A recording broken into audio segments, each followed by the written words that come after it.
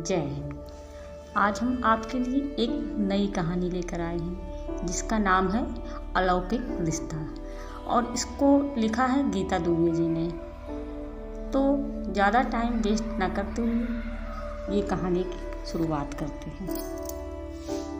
Monsoon की रिमझिम बारिश, धान के लहलहाते खेत, किसी के हाथ में छाता तो कोई बरसाती में, और जिसके पास ये दोनों नहीं है वह किसी तरह अपने शरीर को किसी कपड़े या फिर बोरे से बचाता ढकता बारिश में आते जाते लोग। अमेरिका में रह रहे राजियों को भारत के ये बारिश के दिन याद कर एक सुखद अनुभूति होती। शायद इसीलिए वह प्रत्येक वर्ष बरसात के मौसम में ही भारत कुछ दिनों के लिए आया करता। फिर वर्षा ऋतु आई और वह भारत जाने की तैयारी करने लगा। उसने कपड़े सूटकेस में रखते हुए आलोक से पूछा, बोल क्या लाऊंगा तेरे लिए इंडिया से? कुछ नहीं चाहिए मुझे इंडिया से, वहाँ मेरा है ही कौन। और मुझे तेरी तरह वहाँ के धान के लहलहाते खेत वेत अच्छे नहीं लगते। बारिश में चाय के साथ पकौड़ा वकौड़ा ये सब भूल जा। अब इंडिया वैसा नहीं रहा। बारिश में लोग चाय पकौड़ा नहीं, बर्गर पिज्ज़ा एसी में बैठ कर खाते हैं और खिड़की से ही बारिश का मज़ा लेते हैं। पूरा अमेरिका ही प्यारा लगता है। मुझे तो यहाँ के धान के खेत ही अच्छे लगते हैं। मेरा घर तो अमेरिका ही है। राजीव और आलोक बचपन के दोस्त थे, या यूं कह लीजिए दांत काटी रोटी थी, और पड़ोसी भी थे। राजीव की उम्र 2 वर्ष की रही होगी जब आलोक उसके पड़ोस में रहने आया था। आलोक के पिता का अपना बिजनेस था, आमदनी बहुत थी, लेकिन अपने काम में उन्हें घर के लिए फुर्सत नहीं मिलती भी तो उसे वह अपने दोस्ती यारी में बिताना ज़्यादा पसंद करते। घर से बस सोने तक का वास्ता था उनका। वहीं राजीव के कुल 4 भाई बहन थे और उसके पिता एक मामूली क्लर्क थे। लेकिन ऑफिस से लौटने के बाद उनका पूरा समय अपने घर परिवार के लिए ही होता था। मोहल्ले में हुई हर एक छोटी बड़ी घटनाओं पर चर्चा करना, अपने बच्चों को पढ़ाना, बच्चों के दोस्तों में भी दिलचस्पी रखना।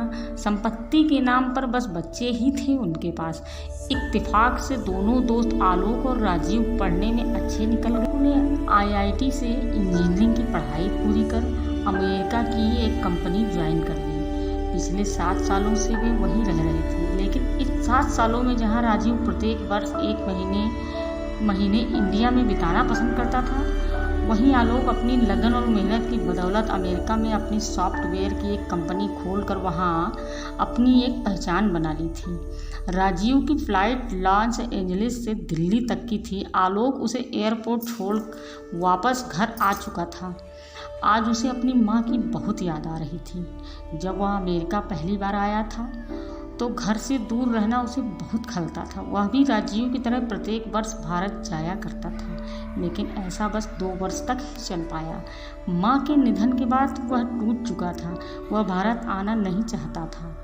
वह किसके लिए भारत आता? परिवार के नाम पर बस एक उसका पिता ही तो था, लेकिन उसे वह कोई दूर का व्यक्ति लगता था।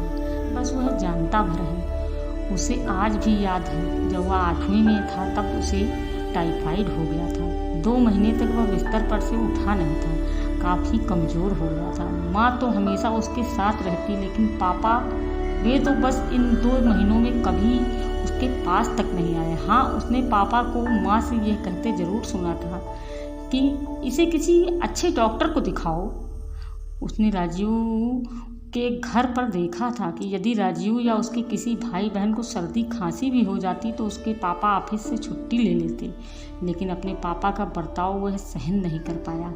एक बार वह अपनी माँ से पूछ बैठा, माँ क्या पापा मुझे बिल्कुल पसंद नहीं करते? इस पर माँ ने हंसकर जवाब दिया था, नहीं रे, अपना बिजनेस है ना, नौकरी तो है नहीं करते तुम्हारे पापा, इसलिए घर पर नहीं रह पाते। वे रोज़ रात में जब तू सो जाता है आकर तेरे पास बैठते हैं, तुझे सहलाते हैं। लेकिन आलोक के मन में ये बात बैठ गई थी कि उसके पापा उसे नापसंद करते हैं। कुछ दिनों बाद राजीव वापस अमेरिका चला आया। आकर उसने आलोक को भारत के बारे में बहुत कुछ बताया और बताया कि और इंतज़ार करता रहा कि आलोक अपने पापा का हाल चाल समाचार ज़रूर पूछेगा, लेकिन पूरे 2 दिन बीत गए, उसने कुछ नहीं पूछा।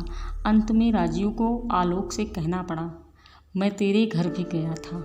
आलोक ने बस यूं ही पूछ लिया था, कैसे हैं सब वहाँ? किसी ने मेरे बारे में कुछ पूछा क्या?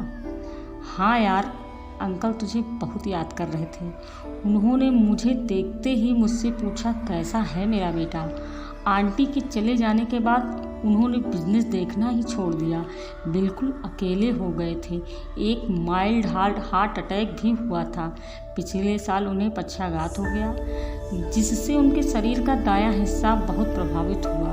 ऊपर से तुम्हारे आशीष चाचा ने तो हद ही कर दी। उन्होंने तो अंकल को मृत घोषित कर सारी जायदाद अपने नाम करवा ली। अब अंकल बस एक कमरे में चुपचाप पड़े रहते हैं और उनकी आंखें किसी के आने का इंतज़ार करती रहती हैं। आलोक चुपचाप सब सुनता रहा। फिर उसने लैपटॉप ऑन किया और भारत जाने के लिए अपनी टिकट बुक कराई। आलोक को अचानक वहाँ देख उसे आशीष चाचा के तो होश उड़ गए। आलोक सीधे अपने पापा के कमरे में पहुँचा। 17 वर्ष बाद एक पिता और एक पुत्र मिल रहे थे। वक्त भी कुछ देर के लिए ठहर गया था। पिता में न जाने कहाँ से इतनी ऊर्जा चली आई कि वे उठ बैठे और मारे खुशी से उनकी आंखें भर आईं। कहने लगे, अरे भाई, कोई मेरे बेटे के लिए मिठाई तो ले आओ, मेरा बेटा आया है, मेरा बेटा आया है। 17 सालों बाद आज किसी ने आलोक को इतना खुश देखा था। आज कुदरत भी खून के इस अलौकिक रिश्ते को खड़ा देख रहा था।